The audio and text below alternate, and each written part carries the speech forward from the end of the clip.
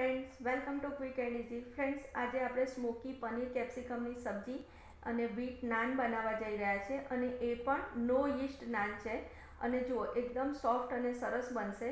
Friends, તમને recipe થોડી લાંબી લાગશે પણ ટેસ્ટમાં એટલી જ સરસ બને છે। તો ચલો આપણે રેસીપી સ્ટાર્ટ કરીએ।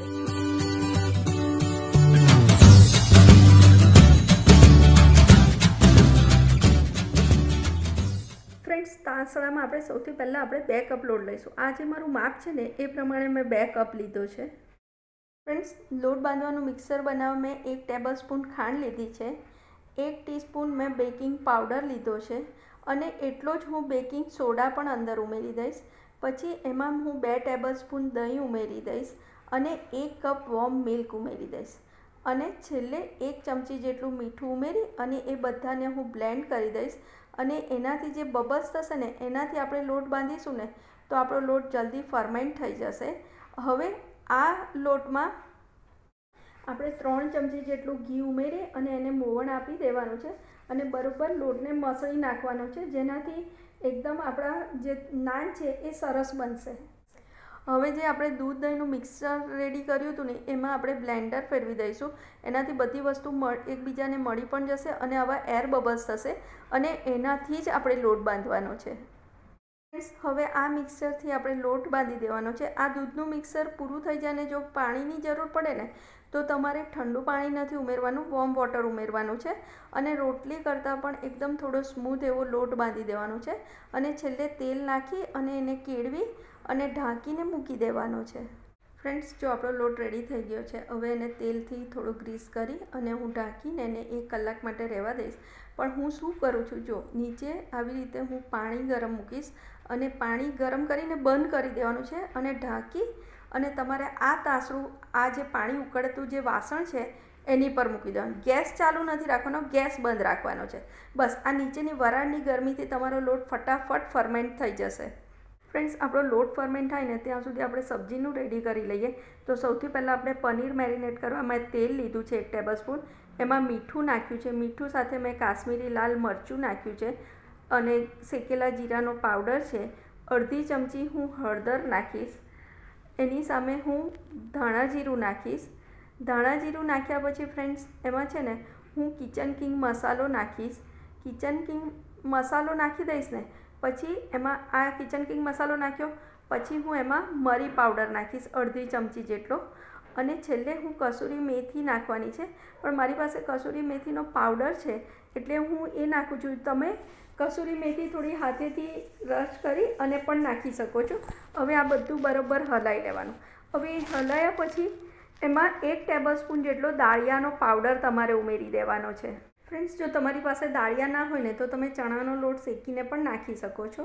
એ નાખીને હવે બરાબર મિક્સ કરી દેવાનું છે અને છેલ્લે દહીં 2 ચમચા જેટલું દહીં નાખી દેવાનું છે અને બધું બરાબર મિક્સ કર્યા પછી આપણે જે પનીર 200 ગ્રામ જેટલું લીધું છે અને 1 કેપ્સિકમ મેં ડાઈસ કરીને લીધું છે એ બધું અમે અંદર ઉમેરી અને તમારે બરાબર હલાવી લેવાનું છે। પણ એટલું ધ્યાન રાખવાનું કે હલાવતા હલાવતા ભૂકો ના થઈ જાય, બસ હલકા હાથે હલાવી લેવાનું છે એટલે તમારું પનીર મેરિનેટ થઈ જશે અને પછી એને તમારે ઢાંકી અને અડધો કલાક માટે ફ્રીજમાં મૂકી દેવાનું છે। ફ્રેન્ડ્સ, હવે આ પનીર આપણું મેરિનેટ થાય ને ત્યાં સુધી આપણે ગ્રેવી બનાવી દઈએ। તો ગ્રેવી બનાવવા માટે મેં 1 ડુંગળી સમારીને લીધી છે, એની સામે મેં 1 ટામેટું લીધું છે અને લસણ અને આદું લીધું છે। ફ્રેન્ડ્સ, આમ તો આ ગ્રેવી હું પ્રીમિક્સમાંથી બનાવવાની છું, પણ મારું જે પ્રીમિક્સ છે ને એ નો ઓનિયન નો ગાર્લિક છે એટલે હું આજે આ લસણ ડુંગળી ઉમેરી રહી છું। પણ જો તમારે નો ઓનિયન નો ગાર્લિક બનાવવું હોય ને તો જસ્ટ એ પ્રીમિક્સને તમારે દૂધમાં ઓગાળી અને તમારે બટરમાં સાંતળી લેવાનું છે અને મેરિનેટ કરેલું તમારે પનીર અને બટર નાખવાનું તો તમારી સબ્જી રેડી થઈ જશે। પણ આજે આપણે ઓનિયન ગાર્લિક સાથે બનાવીએ છીએ એટલે આવું કાપી અને અંદર પાણી રેડી અને તમારે એને ધીમા તાપે 10 થી 15 મિનિટ થવા દેવાનું છે એટલે તમારા ટામેટા ડુંગળી એકદમ ગળી જાય। એ થઈ જાય ને પછી તમારે ગેસ બંધ કરીને એને ઠંડુ પડવા દેવાનું છે। એ ઠંડુ પડે ને ત્યાં સુધી આપણે સ્મોકી ઇફેક્ટ આપવા જઈ રહ્યા છે એટલે કોલસો તમારે મૂકી દેવાનો છે બાજુ પર। હવે આ ઠંડુ પડશે ને એટલે આપણે એની પેસ્ટ બનાવી લઈશું। હવે ફ્રેન્ડ્સ, આપણા પનીર મિક્સરને પણ અડધો કલાક થઈ રહ્યો છે। હવે એને નોનસ્ટિકમાં આપણે થોડા શેકી લઈશું અને સાઈડ ઉપર આપણે કોલસો સ્મોકી ઇફેક્ટ આપવા માટે ગરમ કરવા મૂકી દઈએ. તો આવી રીતે તમારે એને ફેરવતા જઈ અને આપણે પનીર ટિક્કા કેવા બનાવીએ છીએ એવી જ રીતે એને શેકી લેવાનો છે. એ શેકાઈ જાય ને પછી આપણે કેપ્સિકમ પણ આ જ રીતે શેકી લેવાના છે. ફ્રેન્ડ્સ, આપણું પનીર અને કેપ્સિકમ શેકાઈ ગયા છે. હવે એને આપણે ડુંગર આપીશું.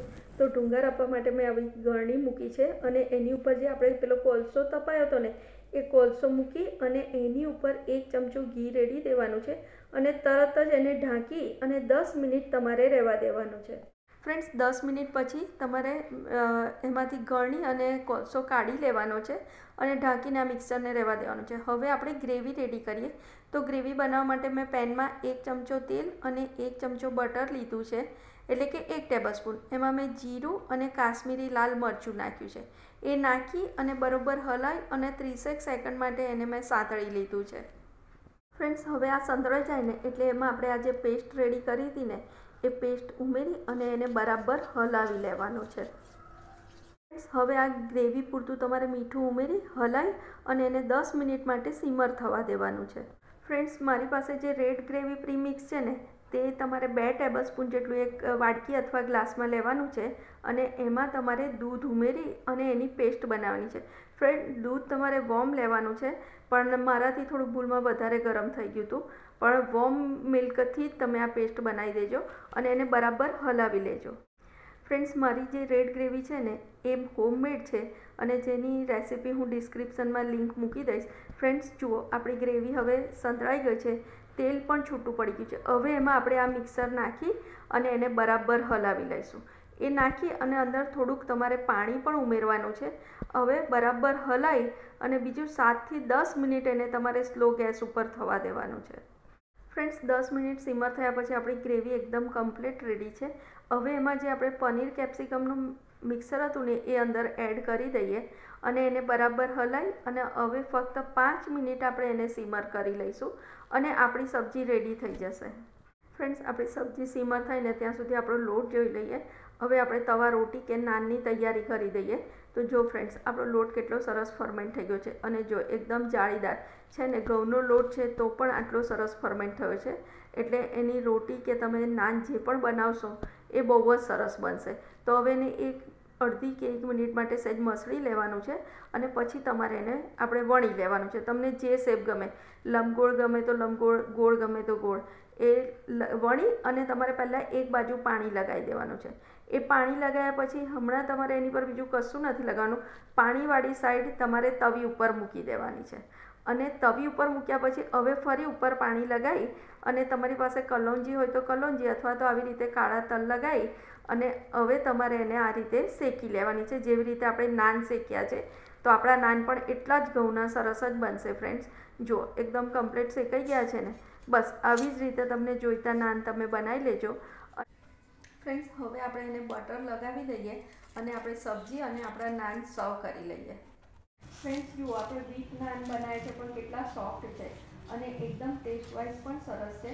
હવે ફ્રેન્ડ્સ, આપણી સબ્જી રેડી થઈ ગઈ છે. હવે છેલ્લે એમાં અડધું લીંબુનો રસ ઉમેરી અને હલાવી અને ધાણાથી ગાર્નિશ કરી અને આપણે સર્વ કરી લઈએ. ફ્રેન્ડ્સ, આ સબ્જીને મેં નાન, અચાર અને ઓનિયન સાથે સર્વ કર્યા છે. તો ફ્રેન્ડ્સ, તમે અમારી રેસીપી ચોક્કસથી ટ્રાય કરજો. જો તમને કંઈ પણ ક્વેશ્ચન હોય તો તમે મને કમેન્ટમાં જણાવજો. અને ફ્રેન્ડ્સ, તમને અમારી રેસીપી ચોક્કસથી ગમશે. Thank you for watching.